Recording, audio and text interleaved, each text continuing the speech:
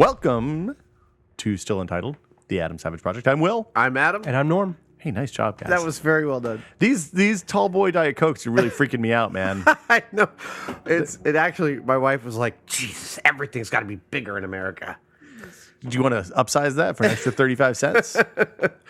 Bananas. Something, maybe it's about being in my mid to late 40s now, but I no longer get a soda at the movies because I won't make it through the whole movie. Well, I mean, that's a real problem at all ages, depending on... Especially when they give you, like, would you like to, and it's got like a spigot on it. Well, when I went to see Pacific Rim, I asked for a small, and it wouldn't have been legal for sale in Manhattan 6 months ago, right? It was enormous. I just want a thimble. There's a Seinfeld bit about that. But it's the Seinfeld bit is out of date because the sizes have gotten even more ludicrous in the last 15 years. Yeah. I don't have anything else on topic. You were trying to think of the segue. Yeah, I was like, how do we get from this to that? And what size Coke do you think Akbar would drink? Oh no. That was a. So last week we talked about Pacific Rim. We gushed about it, Yeah. and we actually recorded that today. But we want to expand on that conversation and talk about just creature monsters in general, because I think we see a lot of trends in movies, and Pacific Rim I think it's doing well internationally, and Legendary, the production company that financed it, also is doing Godzilla. Right. The new American Godzilla, and what they revealed at Comic-Con was that wouldn't be like Roland Emmerich's Man versus Godzilla. It'd be Godzilla as almost a hero fighting other monsters. A real Japanese version of Godzilla. So we'll see Mothra and King. Mothra is the best. Mothra is totally the best. I mean, just like a giant furry monster. Don't get me wrong. I always loved Mechagodzilla. Mechagodzilla. What was the origin of Mechagodzilla? Was it alien or somebody? human No. construct? Somebody built Mechagodzilla. To fight Godzilla? He was the defense. A crazy billionaire. Yeah. Or a Probably Japanese guy in his garage. So maybe there's a revival of these giant creature movies. Or it will all implode and we'll see none ever again for another 20 years. We're hoping for the former. Yeah. I hope for the former. I want to see a Pacific Rim sequel. I would love to see some more Pacific Rim. I think there's... I mean, the setup's there. This is Marshall, whatever the Australian dude's name was, blah, blah, blah. Pentecost. Marshall Pentecost. Really? Pentecost? Yeah. It's very specific. But what were the creature movies that you loved growing up, and what about the prosthetics and the makeup stuff? Because you work with Frank to do your Akbar. Yeah, Frank Ippolito did the Akbar, and so that was really fun to work with him on that because I've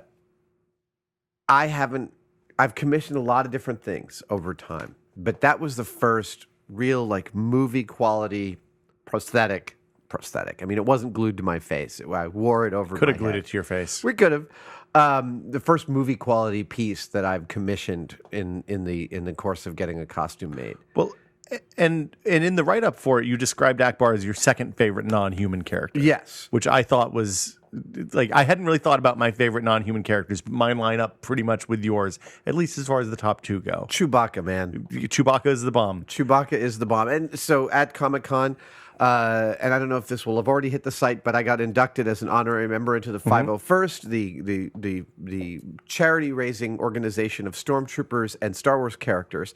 I chose to be inducted as a Wookiee in my Chewie costume, and my Chewie costume was built by a terrific guy in New England named Mark Putenis.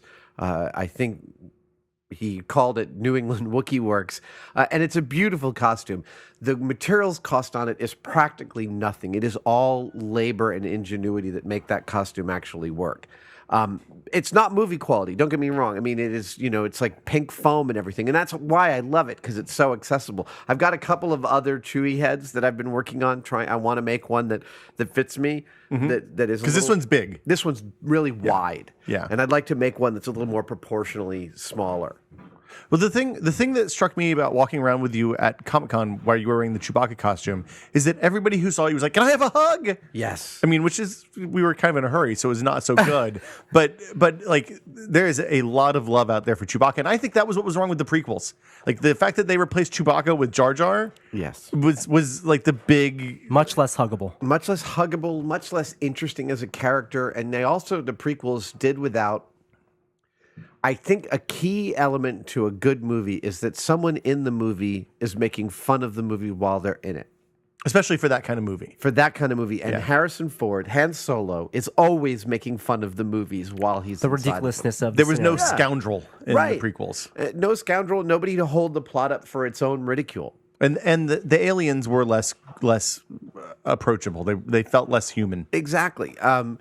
So Chewbacca, we should, if we're talking about creature effects, Chewbacca was built by one of the early mid-century gods of makeup effects, Stuart Freeborn, who also built Yoda for Empire Strikes Back. He also built Moonwatcher, the ape man costumes from 2001.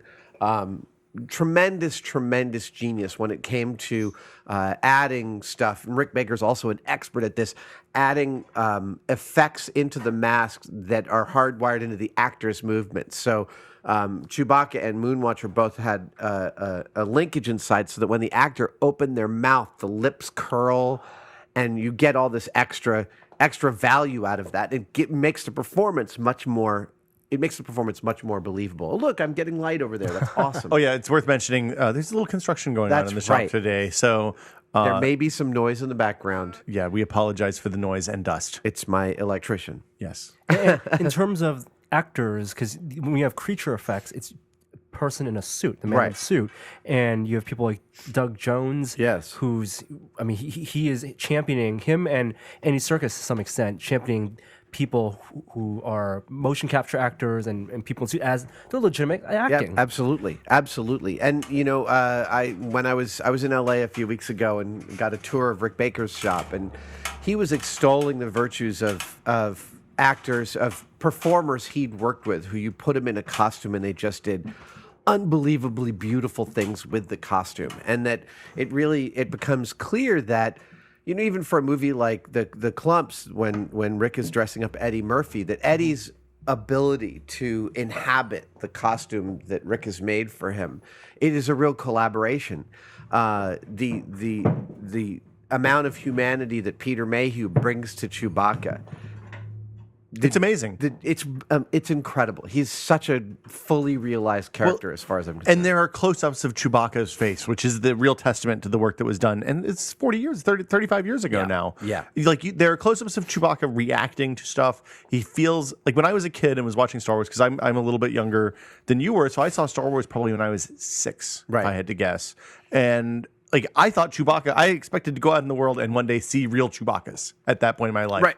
And then I went to Kmart and Chewbacca was there on Halloween. So I was like, hell yeah, there are Chewbaccas. Everything makes sense now. Yes. Are other movies recently that you think have had a memorable, even in the background, characters with creature characters? Well, the Hellboy films. I mean, Hellboy is an unbelievably fantastic character, and Abe Sapien. Abe Sapien's great. He was fantastic. He was in That's makeup? Doug Jones. Oh, that's Doug Jones. Oh, I didn't know and that. He actually did the voice for the second one. He did the voice for the second one. And David Hyde Pierce did the voice for the first one, which is also, he did a great voice. Yeah. And Doug Jones is a terrific actor to boot. Yeah. And he has been, I asked Rick about him, and Rick has dressed him in a few costumes and said, oh no, he's just amazing to work with. And I mean, the other thing you have to remember about these guys is when they get suited up, they are in, first of all, it might take 6 or more hours to get put into that makeup.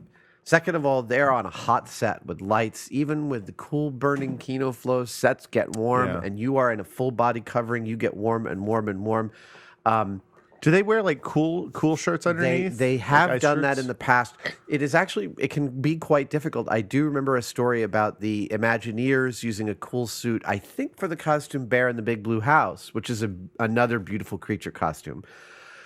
But you can give someone hypothermia in a cool vest because it can be too cold. It can be too cold. It might feel like you're getting some relief, but I mean, just as you can get hypothermia in 80-degree water because it's below your body temperature without realizing that this is happening, the same thing can happen to the performer. So it's very difficult, and these performers that get suited up like this put up with just really exhausting and intense conditions to get a performance out. They get out and then get hooked up to IV fluids to rehydrate. Rick was telling me about the performer he had in the Harry and the Hendersons suit, who really couldn't see from that suit for a lot of takes, but just had this kinesthetic genius for being able to hit his marks and get all the pieces of the performance that were necessary out. And that's also in conjunction with like 3 or 4 people operating the facial mechanics via remote control in order to get a performance. And one of the things Rick told me that they were doing is, for specifically on Harry and the Hendersons, he would tell the DP and the other actors, once the scene is done, just keep on rolling. Like, don't break character. Just keep on rolling for another 10 seconds. And he said they got a lot of really interesting stuff while the puppeteers trying out other stuff. And the actor could also kind of tell what was going on and moving based on what he was And there's a collaboration between the puppeteers working the animatronics and the yeah. actors. And that's something that, like, if you watch the Ninja Turtles movies from the 80s, Jim Henson Company did that stuff. Those Ninja Turtles are amazing. Yeah. Amazing. And I think the second Ninja Turtle movie is particularly incredible for the monster villains. So we should explain how those work. They were men, obviously men inside the big foam suits. Yes. But then the heads were all remote controlled prosthetics, puppets, basically. Not only that, they were controlled by a kind of a really smart system. And over the last a couple of decades, there's been a lot of advancements in this. But these, where the puppeteers were actually moving their hands to make the characters talk, and they were getting extra gesture in the hand, just like a Muppet does. Jim Henson moved his hand in a specific way, and Kermit would frown or smile or look nonplussed. All of that is just based on the hand. So they built that functionality into the puppeteer. So just a couple guys could run all these really elaborate facial mechanics and get a impressively wide range So it was of great. emotion. These rigs were just like in suitcases. There were videos on YouTube, behind the scenes stuff. You could see where they just like deploy a suitcase and put their hands in these puppet controls, and then are controlling like these busts. So instead of using like a RC car steering mechanism, which was what they would have used in the past, right? Well, what they're doing is I think they're using a similar kind of transmitter, but they've run a custom interface to it so that they can run clusters of servos. Basically, the idea, I think, I haven't programmed one myself. Right. But from my understanding, it's a thing like, well, if you're smiling, then there's all these other muscles, like the eyes go up. So that's a second pair of servos, so that when a puppeteer goes to a smile movement, these like other 6 servos are going, rather than 6 different people, each controlling a servo, hoping they're getting it right. Right. Yeah, and a lot of that's translated over to CG, and so that's why you see a lot of creatures. I mean, not to knock the CG, because Davy Jones CG face, and that's the animation on that was fantastic, Unbelievable. But we still would love to see werewolves and other creatures. Well, and the other benefit. Oh, sorry. I was just saying the other benefit of having a person in a practical costume is that then the other actors can act directly to that person, rather than to their imagination or a tennis ball on a stick or whatever it ends up being. That's the placeholder. Precisely. So I grew up with Star Wars. I grew up with the Thing, Raiders of the Lost Ark. But I also grew up with the channel that played it was WOR, Channel 9 in New York, in the tri-state area. And they would, a couple times a year, have Monster Week. And Monster Week was always just, it was after you got home from school, there was the 4:30 movie Monster Week. I think that's what it was. And they would play Japanese monster films every day. So there was like... There's one that includes all the monsters, and then there's Planet X, and then there's Godzilla versus Mothra, Godzilla versus King Kong, et cetera, et cetera, et cetera. And so I just grew up watching those every year as often as they were on, because they're just never not awesome. We know the new Godzilla movie is going to be mostly CG, but wouldn't it be amazing if you took the budget of that movie, it's got to be like $150, $200 million, and just made it scale miniatures and prosthetics and dude in suit? There is... Like that, it would cost about the same, and it would look so unique. I'm very interested to see what's going to happen, because there's a bunch of Kickstarter projects right now. Frank was telling me about this, and I've been hearing it from others. A backlash to go back and make more practical effects films. And there's a lot of Kickstarter projects to do everything with miniatures. Guillermo, there's several miniature shots in Pacific Rim. I got to be on set for one of them when the hand goes all the way through the office and then ticks the Newton's cradle at the end. That's a practical effect. Really? Yeah. Wow. They rigged it up on the old Kerner stages at ILM. It was like a reunion. I got to see all these old friends of mine rigging up the shot. And those effects... I love the old practicals. And I go back, and I've said this before, but you watch the first Batman film with Michael Keaton and Jack Nicholson, and you watch Brazil. Both of them came out the same year. I submit that Brazil looks 5 times as good. And there's no matte paintings. Almost all the effects are in camera. It is all the old school effects, the Harryhausen type effects. Right. Forced perspective, miniatures, sped up cameras, very little animation, and it's just nothing looks as good. Like Batman 2 had a lot of miniatures too. Yes. No. They both did. I guess I'm specifically going towards the matte painting stuff because there weren't a lot of matte painting master shots in Brazil. He did a ton of matte paintings in the first Batman. I mean, all of Gotham was a matte painting. And I mean, it's also because look, the other reason I go to bat for Brazil is while I think Anton Furst is a great production designer, he designed the first Batman film. Right. I think that the design work on Gilliam's Brazil is so much better along the same lines. Well, Gilliam has a different, like, Gilliam shoots stuff that's weird in a way. Even like when he makes a relatively straight movie like 12 Monkeys, like that movie is shot in such a spectacularly weird way. Yeah, agreed. And all the set design, the production design, all of that stuff is just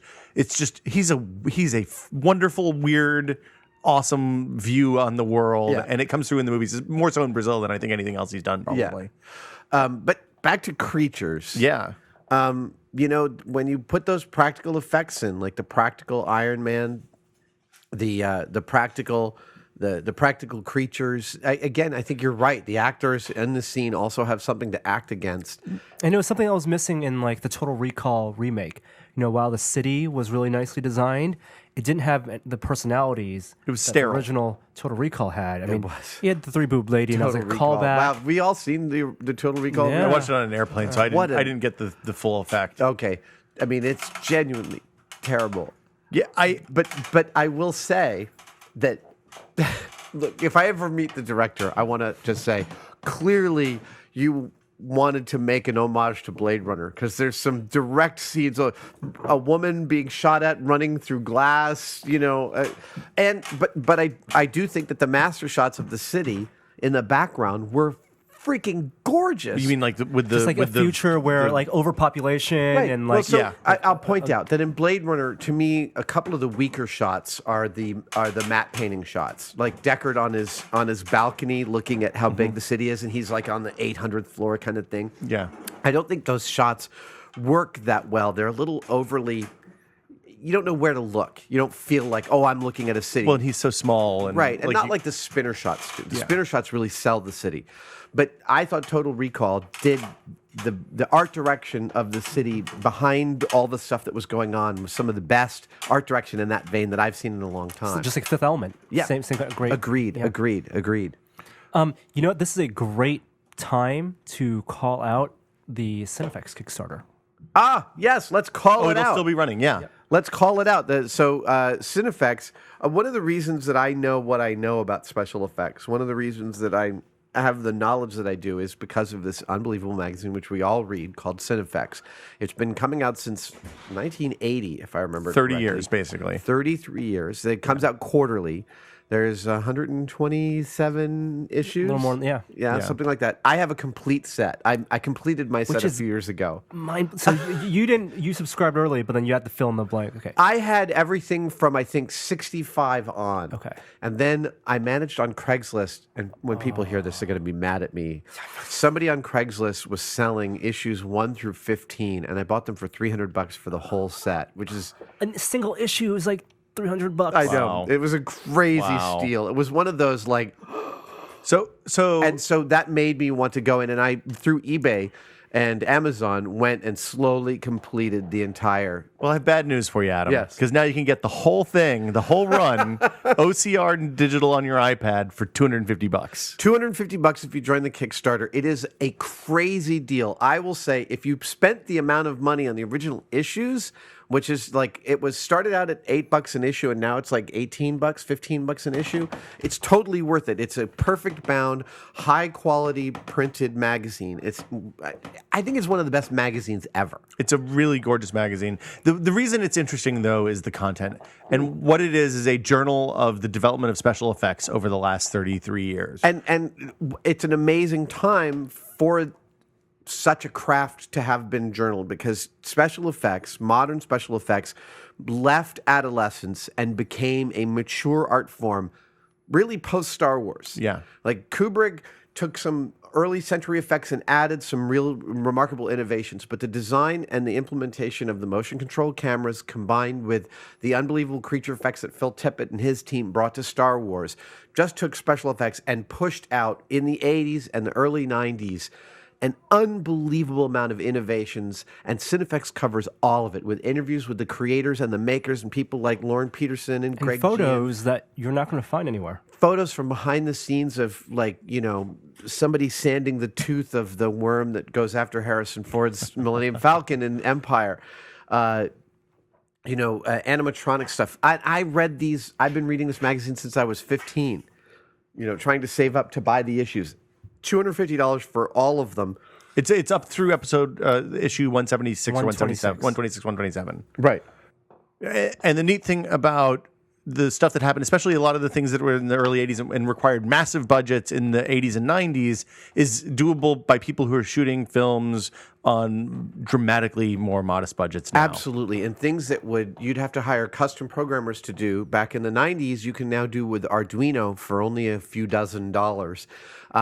It's a tremendous record. It is, like I said, I recorded, so full disclosure, I recorded a video for their Kickstarter saying that it's a record of an American craft through its maturity and its adulthood.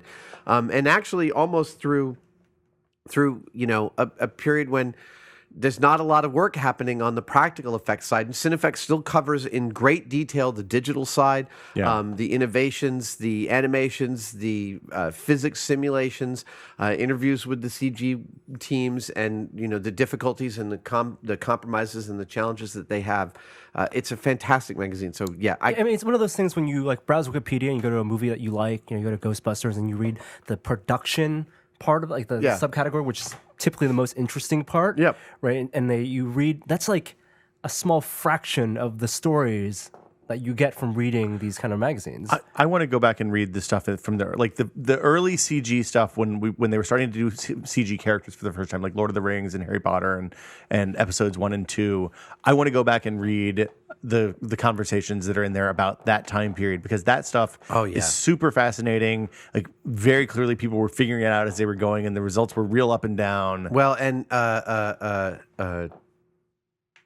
there's an amazing issue that came out in 2001 about 2001: A Space Odyssey, which of course was made 12 years before Cinefex was started, and they had always wanted to do an issue about it. When they finally did, it's a stunning issue with tremendous amounts of information about the film and how they made it, how they put it together.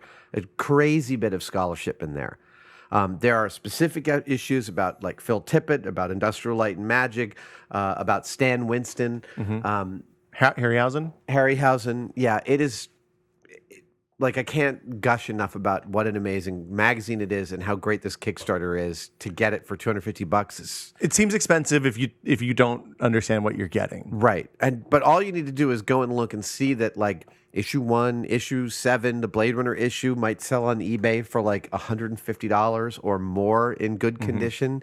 That trying to get this information in any other way would cost thousands and thousands of dollars. Well, and the neat thing is they're putting them out as PDFs too, I think. So you'll be able to, they're OCR'd, so you'll be able to go through and search for specific things that you're looking for, so you can find references to key set pieces and props and stuff like that. I'm really excited about it, and I mean, it seems to be going well for them. It does seem to be going well. They're on track. I'm going to keep on tweeting about it. I really want this one to fund. We're 2 weeks in the past recording this, so hopefully, maybe by the time you see this, it's already been funded. It's already been funded. Hopefully. So yeah, Akbar, you walked the floor at Comic-Con in your Akbar costume this year. So much fun. The mask turned out unbelievable. Isn't it gorgeous? It is really, really good. Yeah. There's pictures. Norm has a ton of photos on the site of it, I'm sure by now. And, there will be other monsters in the future. Someday I'm going to walk around in this alien costume once I get the animatronics of the head finished. Why not? Yes. Why not? I guess that'll do it for us this week. As always, if you have comments, feedback, social Please statements, let us know. Yeah, if you Corrections. I'm sure there's corrections always. If you'd like to comment on the quality of the lighting upstairs, we'd love to hear about that as well. Yes, and we will do it. We'll do a tour of the upstairs in a couple weeks. Poor Joey. Poor Joey. We'll just strap GoPros on everybody's head so we have to duck even lower. Right. We'll be back next Tuesday with another episode of Still Untitled. Till then. Thanks, bye. guys. Bye.